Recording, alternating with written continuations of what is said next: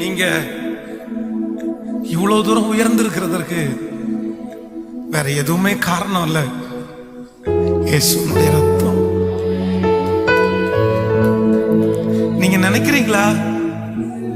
ஆனா இந்த பலிபீடத்தில் இருக்கும்போது என்னால இந்த ஆராதனை நிறுத்தவே முடியல.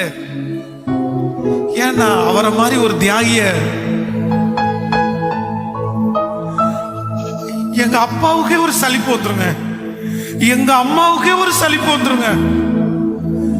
ஆனா எப்ப நான் போய் நின்னாலும் சலிப்பே இல்லாம அவருடைய ரத்தத்தால என்ன கழுவுறாரு.